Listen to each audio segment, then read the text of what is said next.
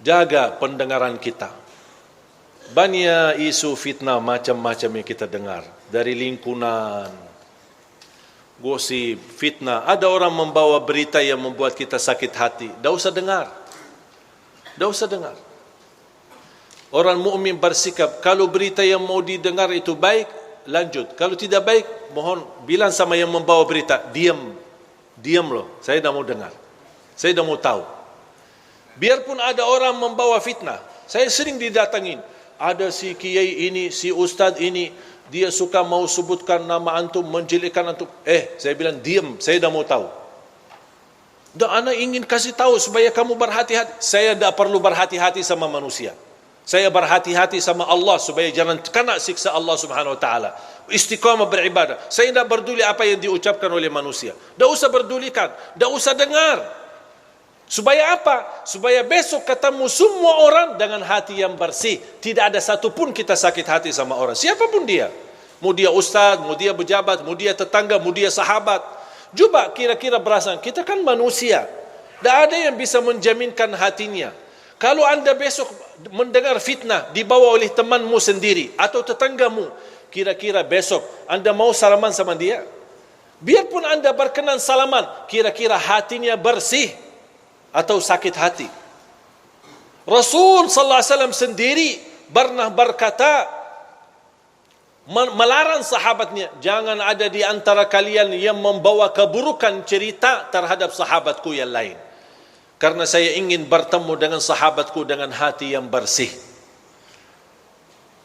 Kalau si fulan membawa berita, besok kita sakit hati.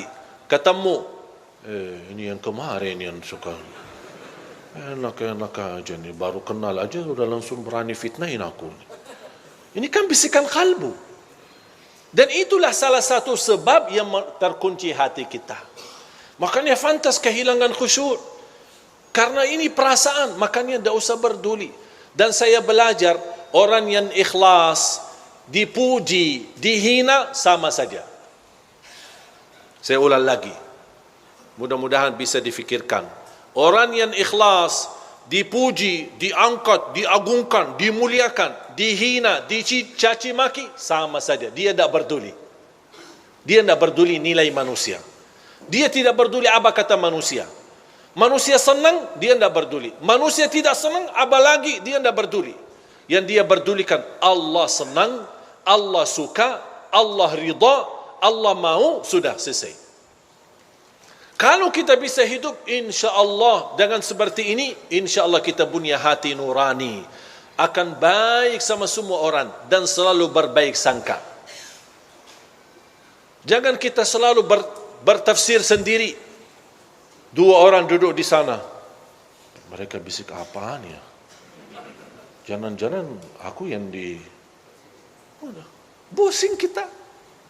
Coba kalau kita peduli apa kata orang, wallahi kita yang pusing, bukan mereka. Coba kalau kita lupakan, kita abaikan. Dan saya nasihatkan, sampai ada seorang ibu berkata, alhamdulillah Ustaz, saya tidak pernah gosip orang, tidak pernah suka nomor orang, tapi mohon maaf saya suka dengar. Ya sama aja dosanya. Mendengar berita, melihat berita, caci maki, urusan orang, itu dosa semua. Tak usah peduli. Kita punya urusan sendiri. Dan selalu kita hidup dengan baik sangka. Walaupun anda melihat kawanmu yang suka di masjid, tiba-tiba masuk ke tempat maksiat, jangan anda su'uzzan. Kita tidak tahu apa yang terjadi. Mungkin dia mencari kawannya, mungkin dia mencari anaknya, yang dia dengar anaknya ada di dalam, langsung, wah, ini biasa kan yang ceramah selama ini, kok ngapain dia masuk ke situ? Langsung kita pakai tafsir sendiri, disertai dengan godaan setan, bertambah fitnah. Begitu kita dengar berita huwak yang tidak ada asalnya dan tidak ada dasarnya, oh, ya betul-betul. Saya kemarin lihat dia masuk ke tempat maksiat. Bertambah buruk kita. Bertambah beredar fitnah sana sini. Dan kita membawa dosanya sampai hari kiamat. Hati-hati jamaah sekalian. Makanya tutupi pandangannya. Hanya yang kita lihat tempat kebaikan, tempat masjid, majlis ta'lim, lihat Al-Quran, supaya Allah Subhanahu Wa Taala selalu membersihkan pandangan kita dari segala hal-hal yang tidak kesengajaan kita lihatnya. Insya Allah terhapus dosanya gara-gara kita sering melihat. Makanya salah satu ulama berkata, kalau saya merasa hati mulai keras dan tertutup, saya berbanyak melihat Al-Quran.